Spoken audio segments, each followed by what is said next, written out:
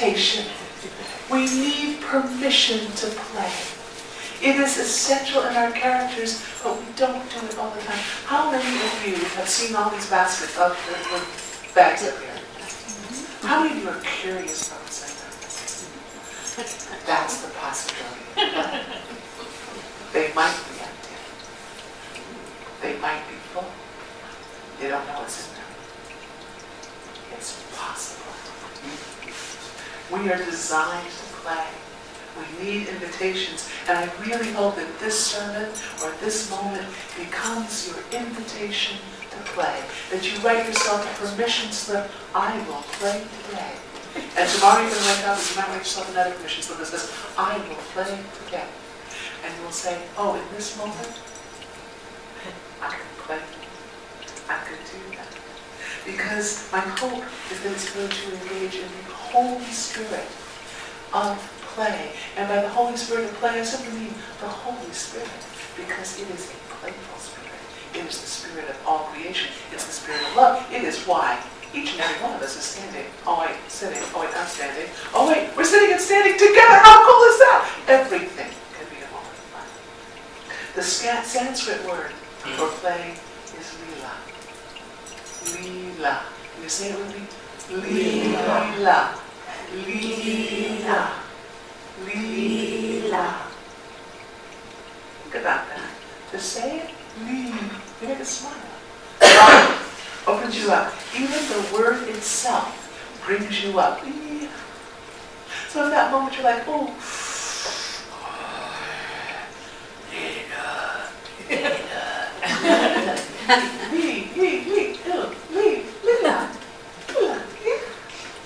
Lila is to engage with awakened consciousness and awakening consciousness and be consciousness. Lila is the play of creation, is to enter into this world and marry it with a world of possibilities, this world now. It is to be in this world with life full of joy and its sorrows, its pleasures and its pain. Lila is the play of creation. And when I write, and those of you that are animals, my cats might sit on top of my head, they will try and sit on top of the computer screen, and my dogs will sleep underneath my feet, or maybe they mostly snooze. But when I get tense or stuck, they often start to play. Like right away, they start to play. And they'll get more insistent, like sitting actually on my feet, or starting to bug me. Or both of them will start wrestling like under my chasuble. Until I'm like, what? Fine, and I grab a ball.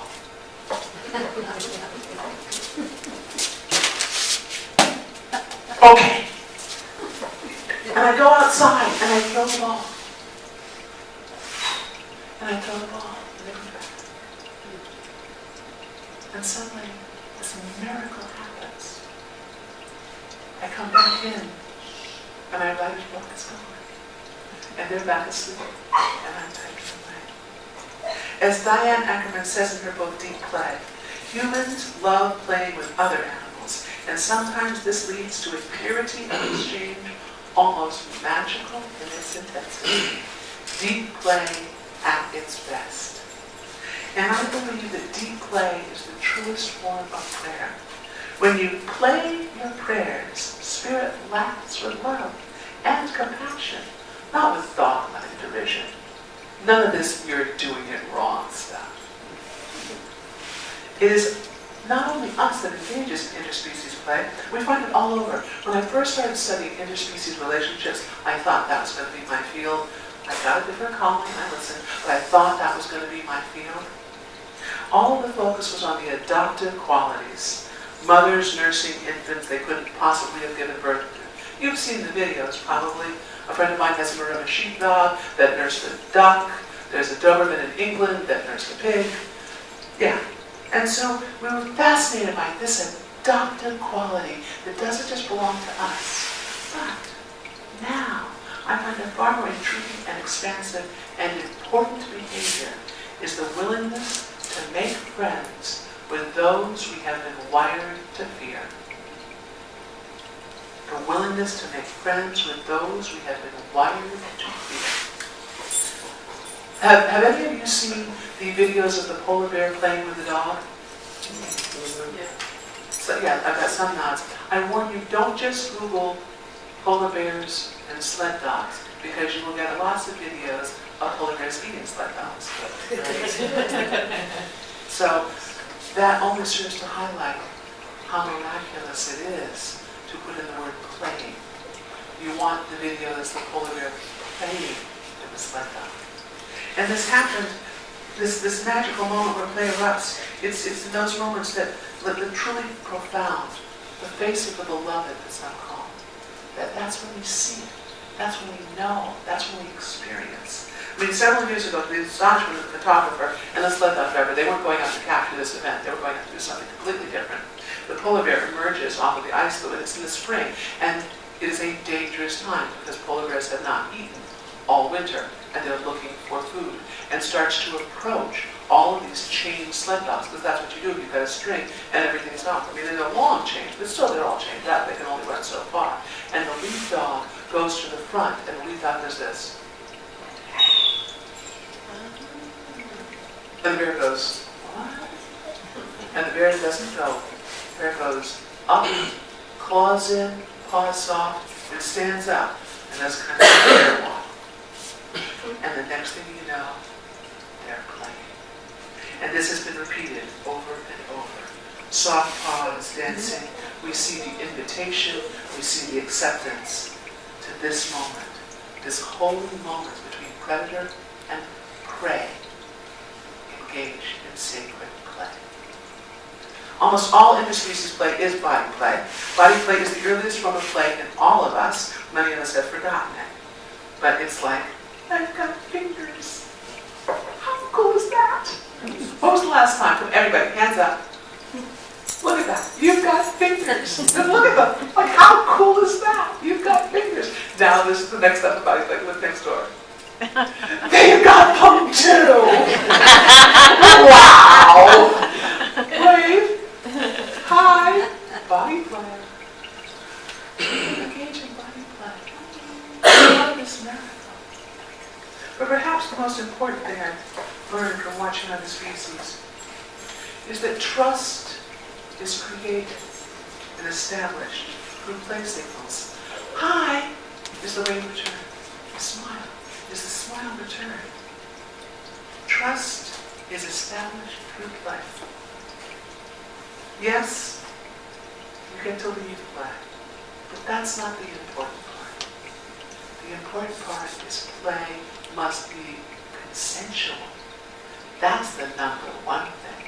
I always wonder, because a lot of the researchers have that as their top thing, and I think, golly, they must be really tired and want to leave. They must be tired of play because they always put that one number one. The key element of play is that you get to quit. I find it fascinating. All these psychologists, I mean, you can find more. That's number one on the list. Yeah. No, the key element of play is it's consensual. That's the key element.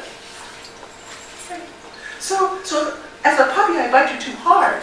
The play pauses. All play stops. And then just check out. Are you okay? There's contrition. I'm so sorry. There's appeasement. I'm okay. There's forgiveness. It's okay. And then there's play again. The invitation is given again. It's not like, oh, we'll go play the invitation once is forever. It is again and again and again.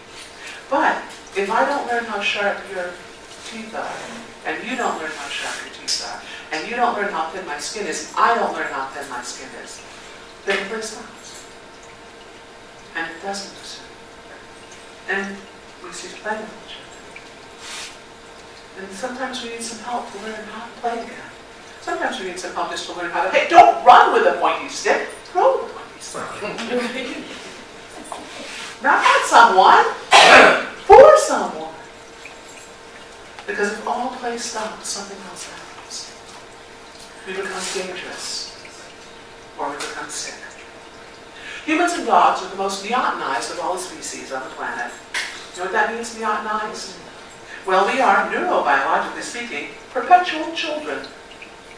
I mean, yes, we can grow up, but not much. Our brains are always plastic. I mean, you may be aware that we share most of our DNA with bonobos and chimps. Yeah, but it's more accurate to think of us as always baby chimps, not grown-up chimps. Not the chimps who have that hardwired, rigid, adult primate territorial stuff. We mistake ourselves if we identify with that, because we are not that. We have neuroplasticity. It is the ability that gives us continuous cognitive, emotional, and spiritual growth. In fact, neuroplasticity is the mechanism of growth in the brain. But really, what is that? How do we install it? How do we get to that hard drive? We have one avenue. One place a floppy disk, one place a zip drive, one place a little thing, one place a bit, one place a smile can get in. And that is play. Evolution is stingy. It's really stingy. In general, we may have some vestiges of stuff that we don't need, but it's stingy. So if all of these species play, it's got to be needed. And all the studies now show play is essential to evolution. It's not a byproduct of it. It's not a developmental process that we go along with it. It is essential to evolution. All animals play. When they don't, they're experiencing one, immediate, life-threatening illness or injury, flight or freeze, kill stops. Or they have been prevented in some way. Don't do sitch. Or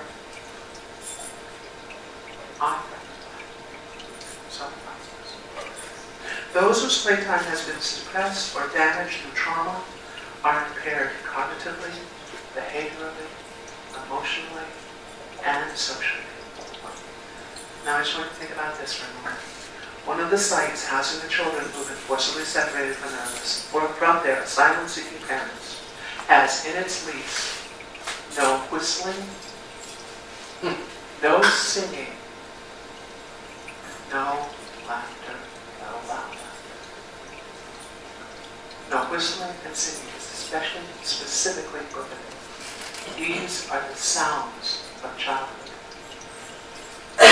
Psalm 100 tells us, make a joyful noise to the Lord, all the earth. I can think of no holier sound than the sound of children laughing. And you? Maybe battling a brook. Maybe the flickering of a candle. But most certainly a baby's first laugh. The silence that is a sin. We know and we have data that we can chart what happens when play behaviors are suppressed. And you hear that, and how many of you immediately thought of children? Yeah. We have data that we can chart what happens when play behaviors are suppressed. How many of you immediately thought of children? How many of you think of children when I say the word play? How many images up there did we have? All kids. Yeah. Guess what? This study applies to all ages. All of y'all. All of it. 1, suppression of play increases anxiety, increases depression, prevents problem-solving skills, and gives rise to narcissistic behaviors. Huh. Look around the world recently? And if that was not frightening enough, the one that I find the most frightening is the suppression of play behaviors results in a loss of internal locus of control. That is the idea of, I can make things happen. That goes away and is replaced with, things happen to me. The suppression of play is the grounds for blaming and shaming. It's the cornerstone. Versus, I can make things happen. I can throw this, I can catch it. I can throw it, I can catch it. Oh my gosh. Versus, you threw it at me and I wasn't ready. You hit me. Blame and shame. And I will give me. Versus, can you teach me how to catch?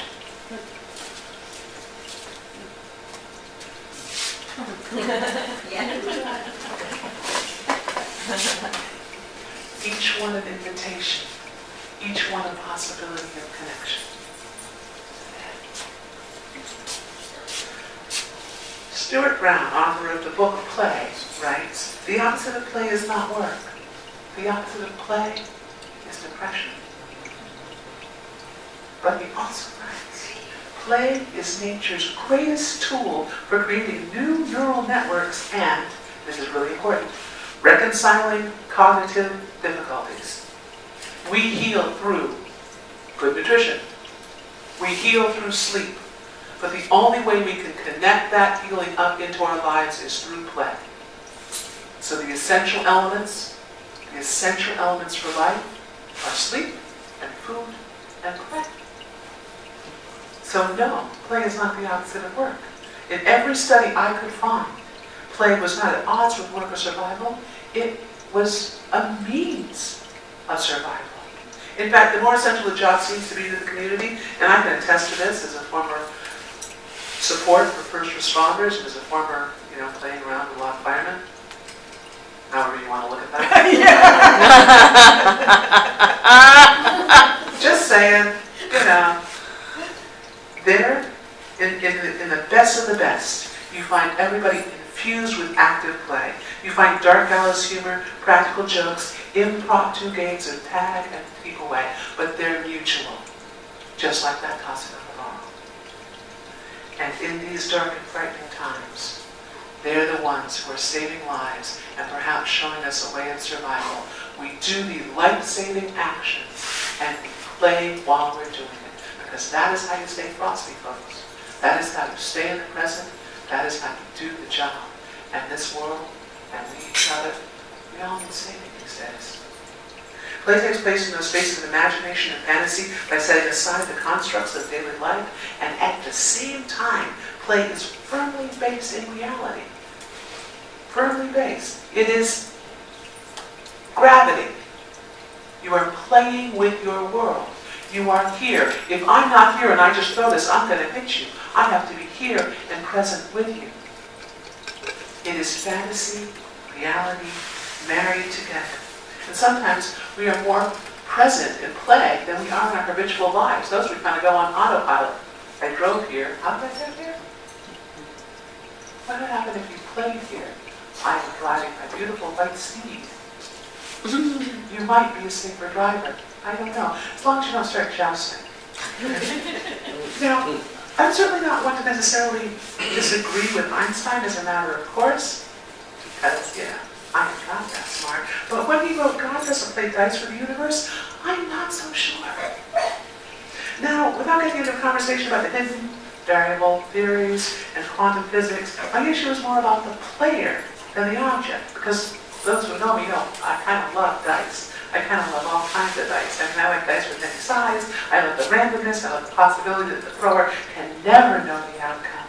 In short, I'm more apt to believe that evolution in this grand experiment of life is a holy event. So yes, I suppose you could say I do think that God plays dice. And maybe God knows all the variables. I have no idea. The great game master in the sky. But even the great game master in the sky cannot account for you doing this, because then suddenly the game completely shifts and I'm tossing my next die. 20-sided icosahedron. They make them with 20 sides. Did you know that? How many of you have seen a 20-sided die? Oh, go get one. They're just so much fun. You just should get one. And if you don't, they even have die with 100 sides. Yes, I'm not going to try and pronounce for this one. But I'm reminded of Indra's web. You know Indra's web? Indra's web, for each one of us is a jewel reflecting back all of the other jewels. Each one of us, a web of life.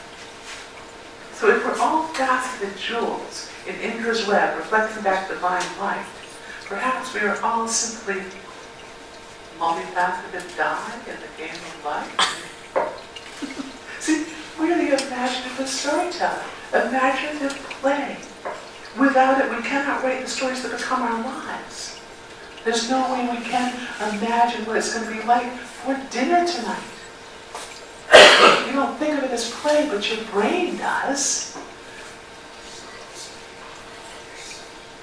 If we don't pay attention, our stories remain hidden.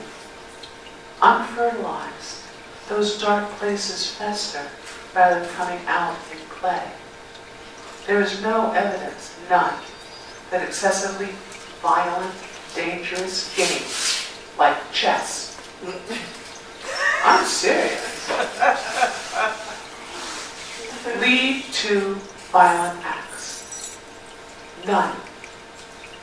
Do not confuse those who use play-like behaviors to mask their deep wounds that they are acting out.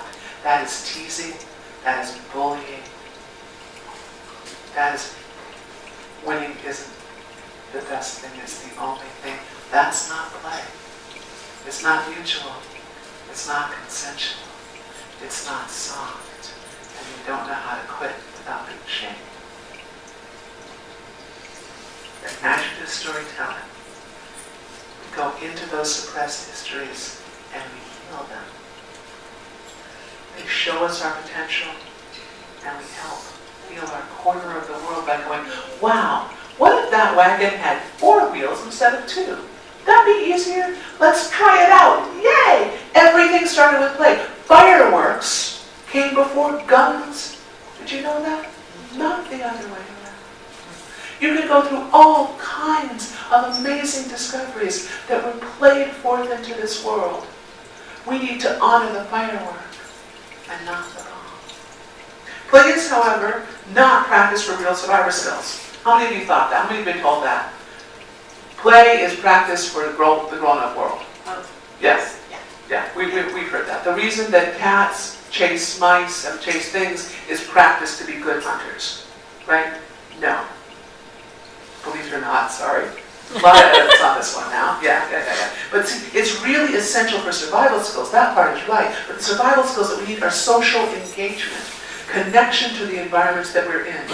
I mean, we used to be so married to this that when I was first training dogs, I was told, never play tug with your dog. Oh, yeah. How many of you ever heard never play tug with your dog? Yeah. Or if you do, always win. Don't let them win. Yeah. No. I'm sorry, if a crow and a cat can play tug together, I can play tug with my dog. What they discovered was that cats, the kittens that were deprived of play, not allowed any kind of play, were just as fine hunters. Absolutely. They could hunt just as well as the non-playing cat kittens that were raised up. What they couldn't do is get along with any other being, any other being. What they couldn't do is mate. What they couldn't do is rear kittens. They could kill an unwanted place. And play is essential to who we are in the world. It teaches us emotional regulation. Play allows us to overcome differentials of power, be they physical, emotional, or social. Revolutions start with play. We need to remember to play our revolution. It creates a commonality of being. Play weaves the connective tissues that bond us together. Nothing, and I mean nothing, heals trauma better than play. I'm sorry, wait. Nothing heals trauma but play. It gives us resilience, fortitude to heal each other and our world. Nothing is better than safe play with those we trust. Why are we taking play out of our schools? Why are we taking play out of our world? It is how we heal. Play is our only way to learn emotional intelligence. It is that kind of important. Remember, we all know that, oh yeah, I'm supposed to get more sleep. I didn't last night. I was writing the sermon, which was like about 5 times longer than it was, and I had to cut it. And the story just didn't work, so I had to cut that. So I was awake for a while. And boy, this is not my cup of coffee, but I'm kind of tempted. We know sleep is essential. And food. Food is essential. So we talk, oh, and a roof. You know what? Play is more important than a roof over your head. Clowns go into the refugee camps in Syria. Clowns Without Borders. Check them out. That's awesome. They are awesome. Because play is more important than a roof over your head. And a roof over your head, pretty important. Especially in the winter. So, if you have experienced, as I have experienced, that the way to the divine is through our emotions, not by the denial of our emotions. How do we discover the doors of the divine without play? How can we even know that that magic exists if we can't even see a door? How can we run, walk, dance through a door that isn't there? How can we truly love if we cannot play? How can we love if we cannot play? And it takes practice to move beyond the judgments of others, the harsh inner critic, to play. To play is to tap into the God seed in your soul. It is to stand in the stream of spirit, in the abundance of the divine with no holds barred. Play is the gateway to sacred wholeness. The ritual, all ceremony, all religion started with play. Serious, deep play of connection, of endless possibilities, of I wonder, of dancing, of drumming, of throwing, of rattles. We dance with fire. Think about it. That's sacred play. Safe, sacred play. Because the ones that didn't play safely, they're not here. Right. Play is dangerous. It is dangerous. We have to learn from it. We do. Play exists in a space outside of time. It's often referred by the literature of those observing play, and I want to say this name slowly because I always look it up. Mahali Csikszentmihalyi. Csikszentmihalyi? You know who this person is? Simple to look up. Look up flow. Look up F-L-O-W and you will find his book and his research, and it is stunning. Flow is that space of play, that timeless engagement of focus into the beauty, into the loves me now. Oh wait, I'm distracted. Yesterday I had the great good fortune to have company all afternoon. It was awesome. We got some Legos. We watched the movie Lego Batman. How many of you seen the movie Lego Batman? Okay, you have to. Well, you don't have to, but it is my spiritual recommendation that you go and see this movie, that you rent this movie. It's at the library. That's where we got it. It is a modern sacred storytelling for a mass audience, and I'm very serious. It is filled with lots of holy truths, lots of jokes. Some of them a little naughty, but it's okay. It's what, PG? Yes, yeah. It's okay for me to say it's wrong. It is. Go see Batman, Lego Batman, the movie. And afterwards we played the board game called Clue. When was the last, everybody here play board games? Okay, how many? A couple. Oh good, those of you who have not played a board game in a while, your spiritual homework is to go find a board game and somebody else to play it with and play it. There isn't one in the back. Oh, well, there could be. There could be. I don't know. So and then later on, after everybody was gone to sleep, I danced by myself in the kitchen. It is very important that we play by ourselves as well as with others. When my son was young, we went to visit my family in Michigan. And of course, you know, we had the great big family dinner. The one that has a table that is like longer than this with people on all sides. And everybody's talking, and you've got the din, and blessings were said, and the food is being passed around. And somehow there's those moments in conversation where everything goes dim for just a little bit. And I hear just kind of on the other side of me, my aunt-in-law asked my 2.5-year-old child if we belong to a church. And so, but the din is still going on, and then there's like this little pause, and everything is quiet, and ringing out you hear, "We belong to the Church of Baseball!" And the rest of the room goes, and there's this deep gasp. And I'm also the one gasping going, and blessedly, the silence is broken by a deep laugh by my father-in-law at the other end of the table. And then the laughter starts rippling down. And actually, we went to All Souls in New York, and I have no idea where he came up with that. But it's true, we're a baseball-loving family. And as churches go, there's a lot to support a wonderful time in the park where the goal is to go home. Again and again and again.